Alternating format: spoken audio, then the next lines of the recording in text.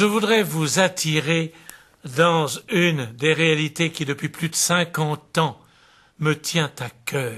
C'est la découverte que Jésus, dans l'Évangile, est responsable de la pensée de son Père. C'est toute sa nostalgie.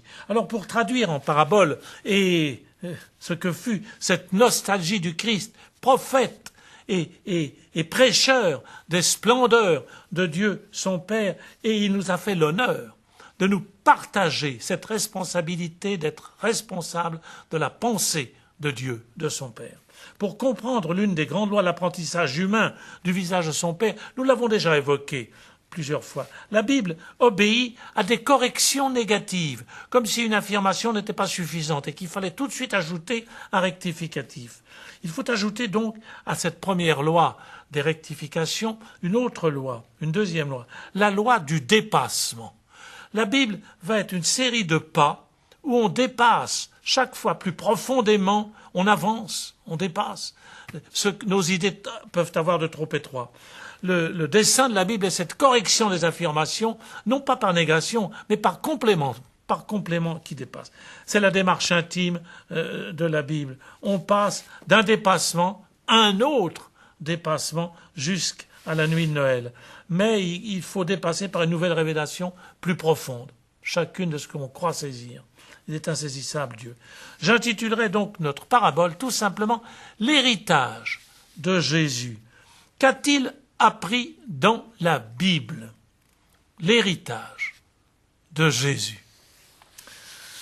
Au début, Dieu prend l'initiative de l'alliance. Son peuple est dramatiquement écrasé en Égypte, alors Dieu va faire alliance avec son peuple. Il est là, Yahvé, c'est-à-dire celui qui est, qui sera et qui était. Les trois sont à maintenir dans la traduction. Nous découvrons que Dieu est quelqu'un qui s'engage à guider son peuple, à le préserver, à lui faire traverser la mer Rouge et les obstacles. Et donc, dans une promesse jusqu'à se faire chef de guerre. Il est le Dieu des armées. Le Dieu, oui, qui gouverne les armées. Le Dieu qui libère, le Dieu de l'exode, le Dieu de la loi, de l'alliance avec Dieu. Alors, on en reste souvent à cette révélation, qui est merveilleuse. Dieu est venu, il a libéré son peuple. La libération. Mais pourquoi? Pourquoi? Qu'est-ce que ça veut dire? Les théologies de la libération, ça veut dire quoi? Pourquoi être libéré? Alors, il faut aller plus loin. La révélation divine est plus profonde. Notre catéchisme risque de régresser en s'arrêtant à cette idée de la libération de l'Égypte. C'est encore le Dieu de l'Exode, mais il va falloir dépasser la victoire pour découvrir la justice, la fidélité, la vraie loi. Je vous propose donc de suivre ces étapes qu'il y a eu à comprendre en complétant par un dépassement nouveau chaque moment où le peuple de Dieu avait cru pressentir une des grandes qualités de Dieu.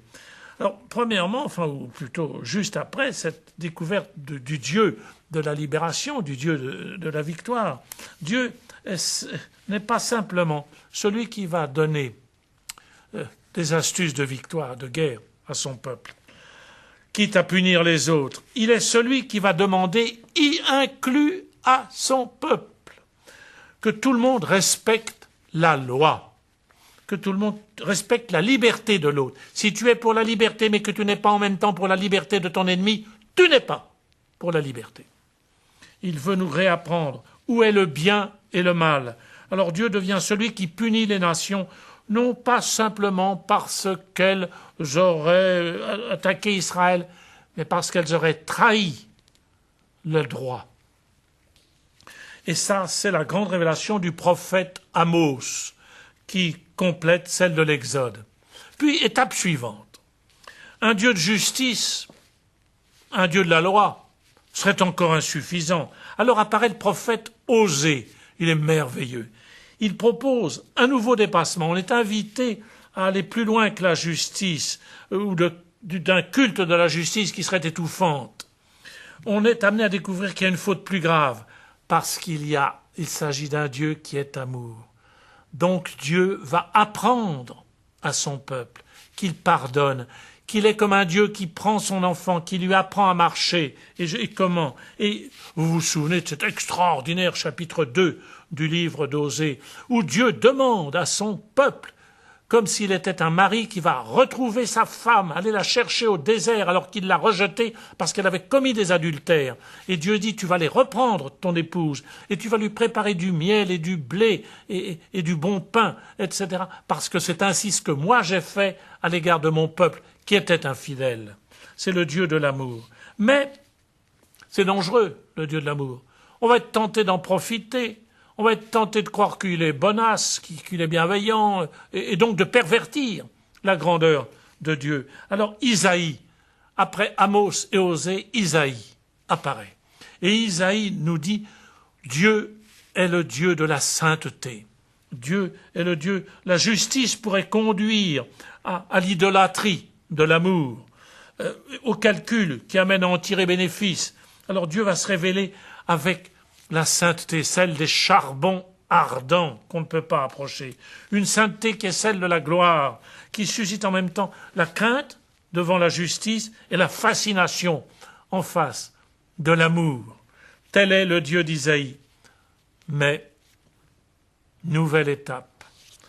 Ce Dieu de gloire, de sainteté, peut encore apparaître trop lointain pour des gens qui sont emmenés en exil et qui connaissent l'oppression des deux grands empires qui les entouraient au moment des invasions des empires voisins.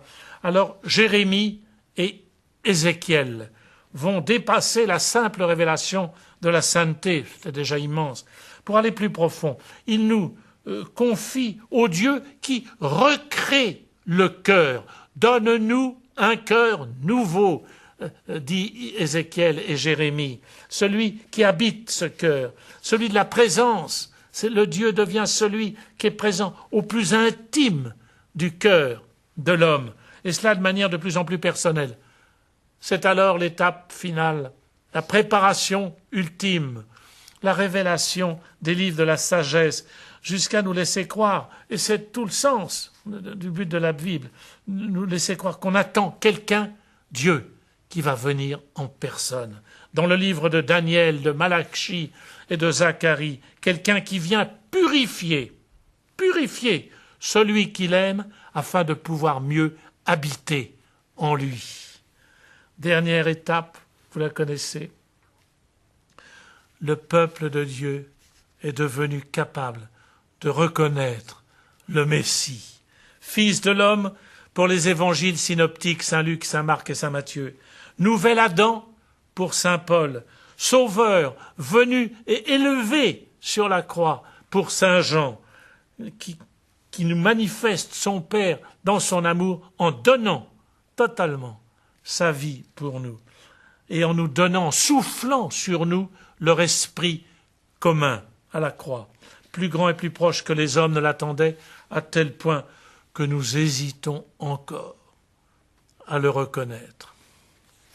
Tellement, oui, nous hésitons, tellement nous avons peur d'être dépassés par la douceur et l'humilité de Dieu, par la simplicité d'un amour de personne à personne. Dieu avec nous, Dieu qui nous invente avec nous, à genoux, devant nous et en nous.